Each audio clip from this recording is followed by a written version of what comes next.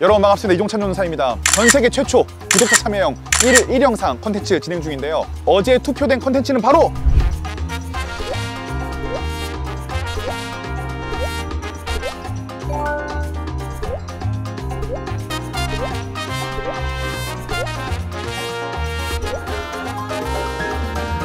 연애 꿀팁.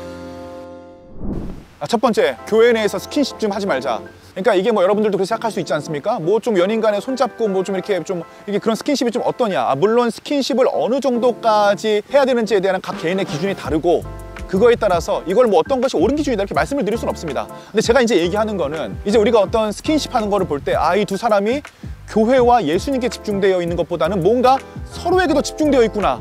이런 느낌이 드는 스킨십을 좀 하지 말자. 이런 얘기를 좀 드리는 거죠. 그러니까 이게 또 비슷한 예로 보통 교회에서는 여성분들께 민소매나 짧은 치마를 좀 피해 주십시오 이렇게 말씀을 드리지 않습니까? 근데 이게 뭐 민소매나 짧은 치마를 입는 게 잘못된 게 절대 아닙니다. 근데 뭐가 잘못됐습니까? 남자들이 예배에 집중하지 못하고 그 여성분들의 그 패션과 의상에 신경을 쓰느라고, 그러니까 옆 사람들이 짧은 치마에 민소매를 입었어. 그러면 예배에 집중하는 것이 아니라 예배에 집중하는 척하면서 신경이 다 어디로 가 있습니까? 그곳으로 가 있는 것을 같은 남자는 우리 너무나 잘 알고 있기 때문에, 그래서 교회 내에서는 그게 잘못이 아니라 그걸 좀 피해달라. 스킨십 자체가 잘못된 것이 아니라 스킨십을 함으로써 주변 사람들이 아유 저 이렇게 스킨십을 하고 있어. 그 예배에 집중하는 게 아니라 그 스킨십에 집중하게 되고, 예배 시간에 손을 잡고 허벅지에 손을 올리고 머리를 이렇게 스탐하는 동안에 많은 사람들이 예배에 집중하지 못하고 그 스킨십에 집중되어 있으면서 어떻게 생각하는지 아십니까? 아유 꼴불견이야. 두 번째, 과거의 썸남 썸녀를 정리하라. 이게 뭐 모든 사람들이 그런 것이 아니라 일부의 어떤 관심과 사랑이 많이 필요하신 분들은, 이게 여성분들 같은 경우는 약간 여왕벌 성향을 가지신 분들이 있고 남자분들 같은 경우에는 좀 약간 바람기 있는 성향을 가지신 분들이 계십니다. 그러니까 단순히 이게 밤늦게 연락을 하지 마라 뭐 이런 얘기들이 아니라, 이게 문자를 한 통 보내도 이게 뭔가 끈적한 분이 있고 정말 그냥 담백한 분이 있습니다. 그러니까 뭔가 자기만 사랑을 받아야 되는 분들, 자기가 모든 이성들의 호감을 독차지하고 싶으신 분들은 이성 친구를 교회에서 사귀시면서도 계속적으로 뭔가 이렇게 끈적한 이렇게 스킨십과 문자를 이제 보내시는 경우들이 많은데, 이제 교회에서 연애를 하시면 모든 교회 내 교회 밖의 과거의 썸남 썸녀들 이성들에게 있어서 어떤 사랑받고자 하는 마음은 일단 내려놓으시고 포기하는 거를 추천을 드린다. 다시 한번 말씀드리지만 공개 연애는 필수다. 물론 사귀고 나면 이게 아직 뭐 관계가 안정되지 않았기 때문에 바로 주변 사람들에게 알리거나 이러지는 못할 수도 있는데, 저희 교회 규칙으로는 한 3개월 내에는 그래도 목장하고 사역하는 팀 정도에는 자기가 연애한다는 사실을 먼저 좀 공개를 했으면 좋겠다. 그게 왜냐하면 제가 어떤 자매와 연애를 하는데 목장에서 이것을 숨기고 있어요. 그러면은 이 두 명에게 또 호감 가는 청년들이 있을 수 있기 때문에 이 남자에게도 대시가 들어오고 여자에게도 대시가 들어올 수 있습니다. 나는 이게 무조건 철벽을 당연히 치겠죠. 그럼 나중에 우리 두 사람이 연애하는 걸 알게 된, 우리에게 호감을 표현했던 사람들은 뭐야, 둘이서 사귀면서 우리가 지금 이렇게 찔러보는 거 다 서로 대화하고 소통하면서 우리를 조롱했네? 이렇게 생각이 들 수밖에 없기 때문에 결국은 교회를 떠나가는 경우들이 굉장히 많이 있더라.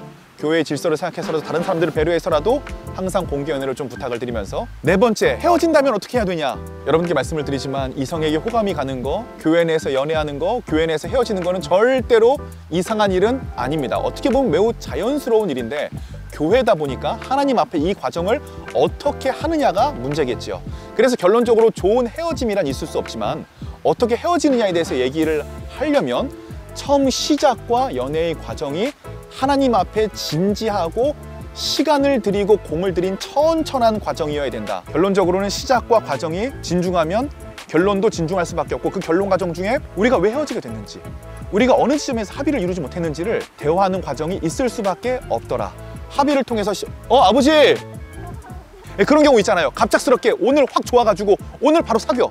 그럼 헤어질 때도 그렇게 확 헤어지는 경우들이 많이 있을 수밖에 없습니다. 그러면 공동체한테 다 피해를 끼치고 또 공동체에서 다섯 번째, 다른 이성과 친해질 생각은 이제 버려라. 이제 교회 내에서 남녀가 얼마든지 친할 수 있지 않겠습니까? 근데 남녀가 서로 다른 이성을 만나게 되는 순간에 그 관계는 재정이 되어야 됩니다. 예를 들어서 이건 제 얘기인데, 저희 교회에도 저랑 굉장히 어떤 일궁합이 잘 맞는 자매가 이제 연애를 시작하게 된 거예요. 갑자기 제가 그 자매랑 일을 안 하게 되면 이게 좀 이렇게 어색해질 수 있지 않습니까? 그래가지고 연락을 해가지고 이게 네가 연애를 하니까 우리가 예전만큼 이렇게 같이 막 이렇게 티키타카하면서 일을 하기는 좀 힘들 것 같다. 좀 이렇게 저도 얘기한 경험들이 있습니다. 그게 왜냐하면 갑자기 우리 관계가 이제 재정이 되기 때문에, 재정이 되면 옛날처럼 그렇게 이렇게 좀 솔로일 때처럼 그런 관계는 좀 이제 어려울 수도 있다. 여섯 번째로, 청년들은 교회에서 커플이 생기면 좀 냅둬라. 이 관계가 재정립됐기 때문에 우리도 그들이 어색하고 그들도 우리를 대하는 게 좀 어색할 수밖에 없습니다. 그럼 이거 어떻게 해야 되느냐? 괜히 막 가까워지려고 노력을 하고 막 다가가려고 하면 그게 더 어색해질 수가 있어요. 그냥 내버려 두십시오. 내버려 두면 그 관계가 새롭게 정의된 데에서 서로 익숙해지면서 자연스럽게 관계는 회복되게 된다. 예를 들어서 종리스찬 옛날에 성경 공부에서 우리 이제 커플이 생겼거든요. 제가 형제랑도 친하고 자매랑도 친했습니다. 근데 둘이 갑자기 사귄다는 거예요. 제가 그들을 1년 동안 안 만났습니다. 그리고 결혼할 때 그 회전초밥집을 데려가서 함께 88접시를 먹으면서 엄청나게 쏜 거죠. 그러면서 내가 미안하다. 이게 니네가 이 꽁냥꽁냥 대고 이게 커플에게 있는 게 너무 어색해서 내가 어떻게 할지를 몰라서 그냥 1년 동안 연락을 안 했다. 7번째, 교회에서 좋은 롤모델이 되어라. 결국에는 또 이제 결혼만큼 좋은 결과를 내는 그 아름다운 그런 거는 좀 없는 것 같습니다. 그래가지고 예를 들어 형과 누나가 아름답게 하나님 안에서 연애를 했는데 결국 결혼을 못했어요. 그럼 동생들은 진짜 그 형과 그 누나를 닮은 연애를 하고 싶어. 근데 결혼은 못했어.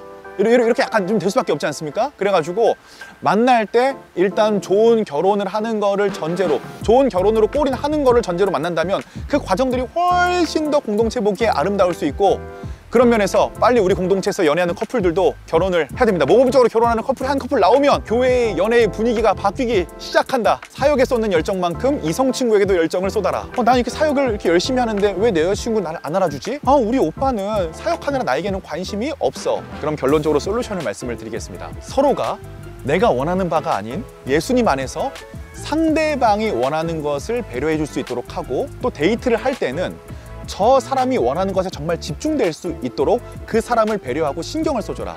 그러니까 예를 들면 저도 지난주에 이렇게 어렵게 시간을 내서 만났거든요. 근데 제가 2시간 동안 우리 다음 주에 1일 1형 상해, 1일 1형 상해, 이거 이렇게 할 생각이야, 이런 얘기만 한 거예요.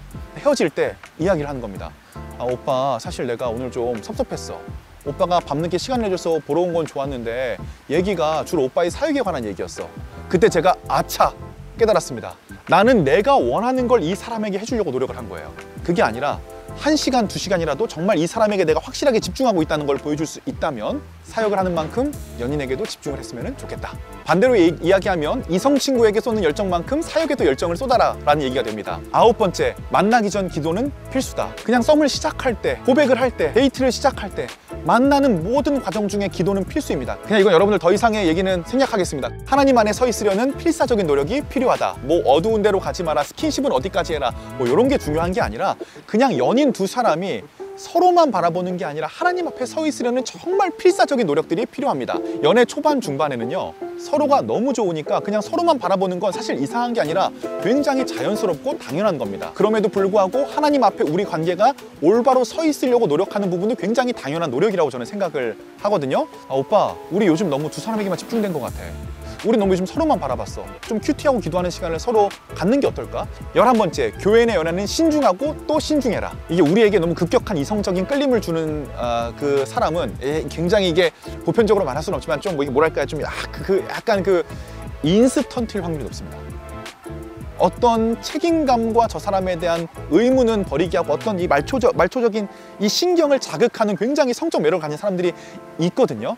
근데 이런 부분들은 우리를 올바른 관계로 이어지게 만드는 게 아니라 쾌락적이고 감각적인 관계로 이어지게 만들 확률이 높다. 근데 이게 또 어차피 설명하면 몰라.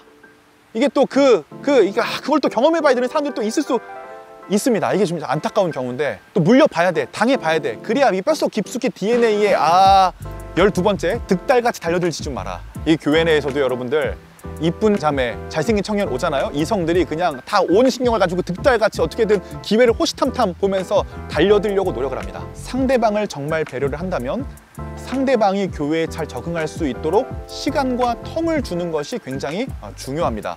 그럼 그렇게 또 말씀하시는 분들이 있어요. 아니, 내가 그렇게 시간과 배려를 했다가 다른 청년들이 채가면 어떻게 할 것이냐. 다른 청년들이 설령 채가더라도 그렇게 상대방을 배려했던 내 인격은 내 안에 남아있긴 마련이고요.